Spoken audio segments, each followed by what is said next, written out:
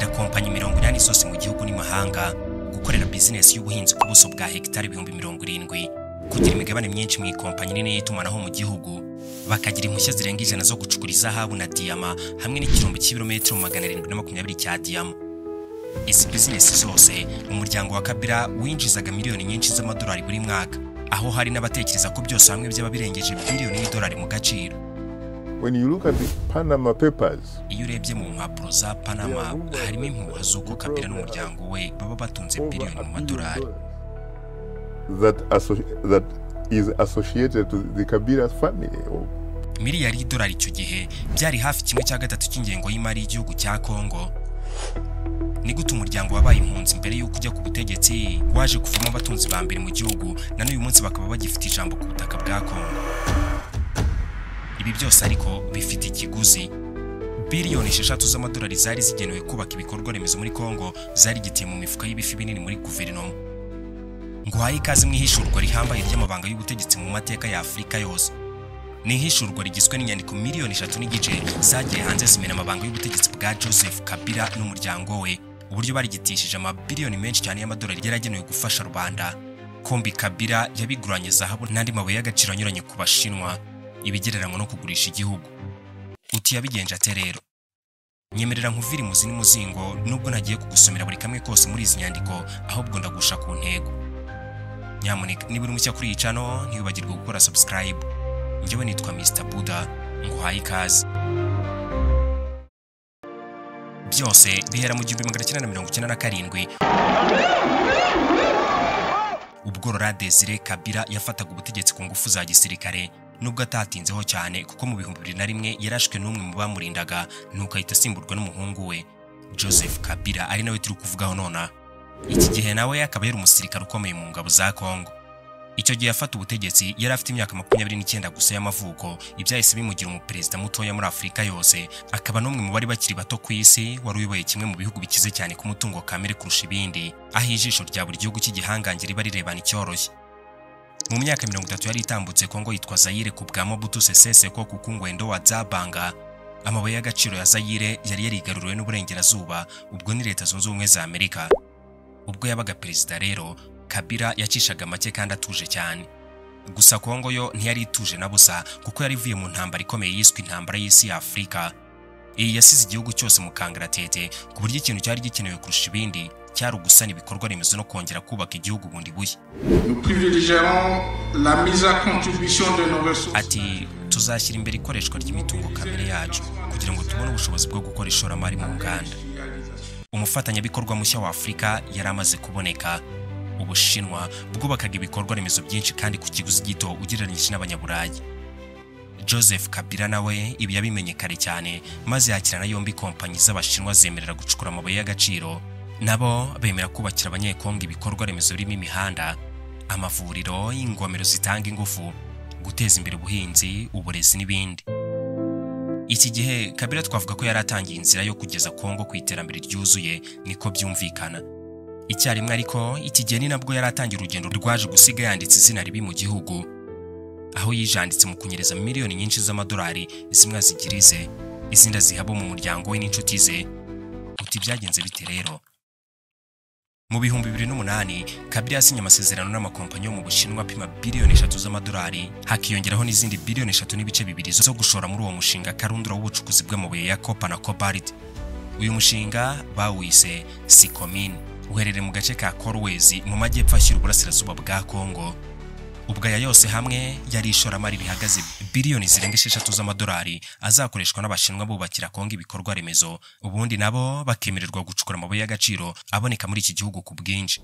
Ushaka kumenya byinshi ku butunzi wihishe muri Kongo harimo n'amabuye y'agaciro, wareba iyi video twabikozeho irabisobanura neza byose.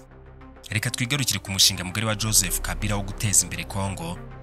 Mu by'ukuri uwari we wese wabyumva yabona ko nta ruhande ruryamye urundi, ahubwo buri wese yari afitemo inyungu ze zimunyuze. Gusa muri uyu mwaka wa 2008 basinyariye amasezerano, ni nabwo hatangiye kugaragara ibidasobanutse muri banki imwe yitwa BGFI yari ifite ishami muri Kongo. Iyi ikaba banki yo muri Gabo, igakorana no mu Bufaransa n'andi mashami arenga 10 mu bihugu bya Afurika.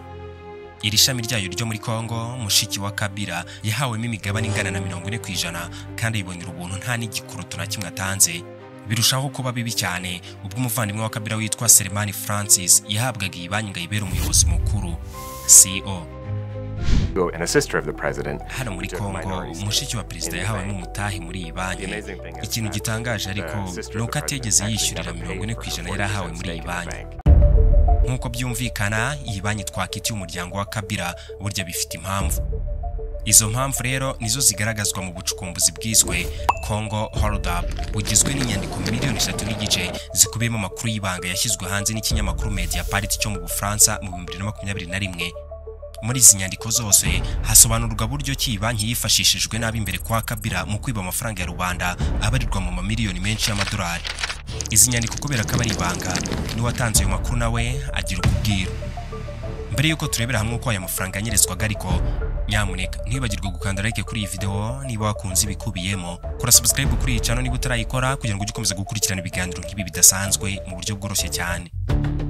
Kuva iyi banki yajyaho muri Kongo, intego yayo kwari ukuhanyuza amafaranga yakabaya ya leta cyangwa rubanda ahubwo akayoberezwa mu makompanyi n'umuryango we, aho mu gihe cy'imyaka 6 izi mpapuro zibanga zigaragaza amahererekanya y'amafaranga cyangwa transactions muri iyi banki n'andi makuru y'ibanga ku byakorwaga. Habaruwe miliyoni 138 z'amadolari zacishijwe muri iyi banki zijya muri kompanyi za Kabila ku giti cye n'iz'umuryango we. Mu mafaranga y'u Rwanda akaba arenga miliyari 160.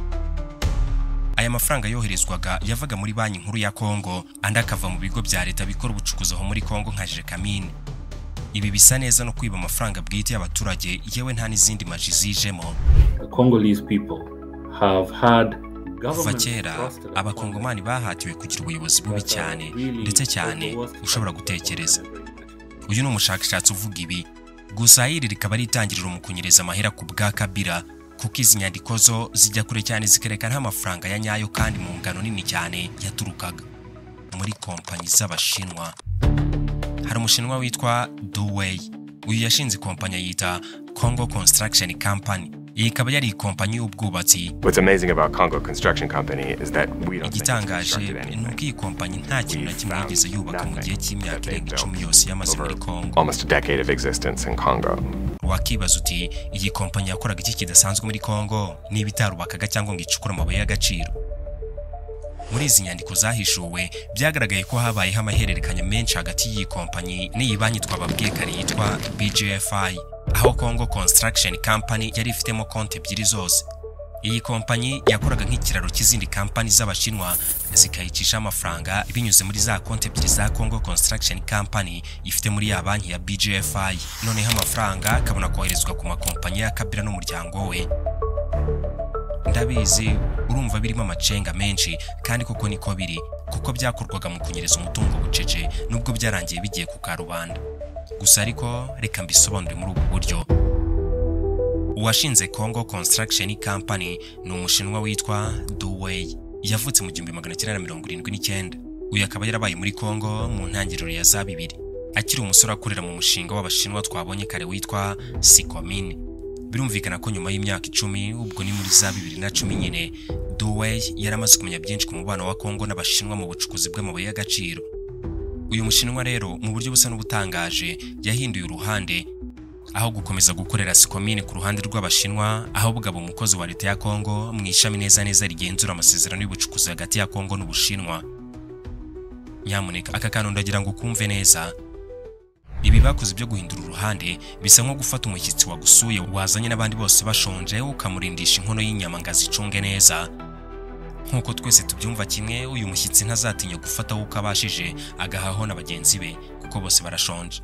Bose wabarindishije bakaba banamusigira ibigufwa, bibaho cyane. Nyuma yo kujya muri uyu mwanya rero nibwo Mr. Duwei afatanyije n'umunyamategeko w'umukongomani bacinze ya kampani bayita Congo Construction Company itarigeze yubaka ikintu na kimwe muri icyo gihe cyose yabereye muri Kongo. Hano nonda cye kutangiye kumva impamvu izindi kompanyi z'Abashinwa zanyuzaga amafaranga muri ya Duwei. Nuko ari we wasaga nk'uzi neza uko imiyoborere muri Kongo imeze ndetse n'uko inzira z'amategeko muri icyo gihugu ziteye, cyane kana yishinga icyo gihe yifatanyije n'umuhanga mu mategeko aho muri Kongo. Hano ushobora kuri kwibaza ukuntu kompanyi z'Abashinwa zari zifite amasezerano yemewe na leta ya Kongo apima biliyoni 6 zacaga muri ayo macenga yose zijya kuyishyura. Nukubera iki mu by'ukuri izi kompanyi zitakoreshaga inzira zinyuze mu mujyi? aha igisubizo nuko bishyuraga atari muri izo biliyoni ziri mu masezerano, ahubwo ayo batangaga twabigereranya na ruswa ku bayobozi bakuru ba Kongo, ubundi izo kampani ntizisore, mbese nyine zigakingirwa ikibaba ngo zidatanga amafaranga menshi, yaba ariyo muri rya shoramari n'andi y'umurengera bagombaga gutanga imisoro n'ibindi. Iyo bimeze bityo, Minisiteri w'Imari ahamagara abasoresha akababwira ko batagomba kwishyuza umusoro iyo kampani. Uyu muyobozi yayishuye ko amafaranga atagera kuri 5% gusa ku musoro izi kampani zakagombye gusora ari yatangwa gusa mu gihe andi aba yanyerejwe n'ibifi binini muri leta, ntagire mu isanduku ya guverinoma ngo agire icyo amarira abaturage ba Kongo. Iby'amanyanga ya Congo Construction Company na Kabila byakabije cyane mu 2016, aho Sikomini yoherezaga miliyoni 25 z'amadolari kuri Congo Construction Company, maze Duwei ayasaranganya mu bwami bwa Kabila muri ubu buryo. Miliyoni 7.5 zagiye kuri kompanyi ya mushiki wa Kabila yitwa Seed Oil, naho miliyoni 1.5 z'idolari yoherezwa ku ikompanyi yitwa All Ocean Logistics yagemuriraga Kabila inyamaswa zo gushyira mu cyanya cye bwitaho muri Kongo. Indi miliyoni 1 y'idolari ihabwa umuyobozi w'iyi kompanyi yazanaga inyamaswa. Ati the money that was supposed to fund infrastructure for Congolese citizens, took away, and they gone, money gone to President Kabila. Amafaranga yaragenewe kubakira abakongomani ibikorwa remezo byajyanywe na Perezida Kabila. Ibi biratangaje cyane kubera ko amasezerano yari ayo kubaka ibikorwa remezo. So was I so surprised because you see the agreement is like, okay, we are going to fund infrastructure, and definitely understand why we didn't see infrastructure in Congo. Ngaho nawe ibaze, amafaranga yaragenewe kubaka amavuriro n'amashuri niyo Joseph Kabila aguragamo inyamaswa ngo yishime imbere y'abaturage ba Kongo bari kwicira isazi mu jisho. Ikibabaje cyane ariko nuko izo kompanyi z'abashinwa arizo zabyungukiragamo cyane, kuko zitabaga zicyubatse ibyo bikorwa remezo bifite agaciro k'amabiliyoni n'amabiliyoni, ahubwo batangaga miliyoni 50 cyangwa 100 mu madolari ku bayobozi bamwe na bamwe ba Kongo, ubundi bakemererwa gucukura amabuye y'agaciro uko babishatse.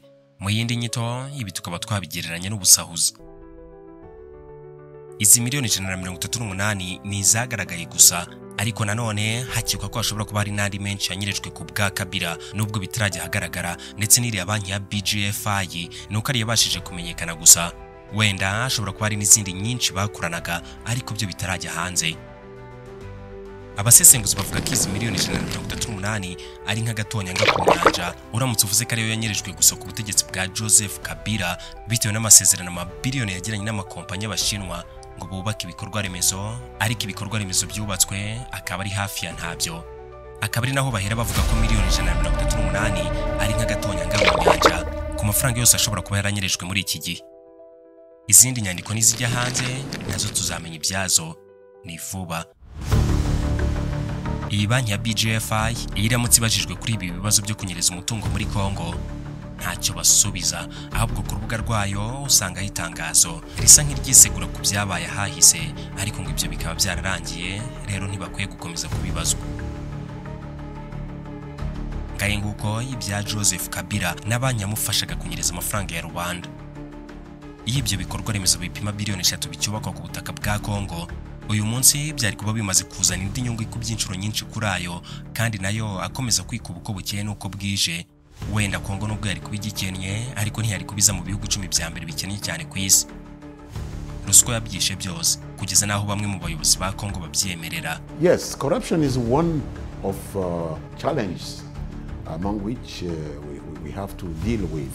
Umutungo wakagira akamaro abanyekongo barenga miliyoni 100 hari igihe wabereyeho inyungu z'umukongomani umwe n'abandi bake biruhande rwe, naho inyungu nyinshi zikitwarirwa n'abashinwa.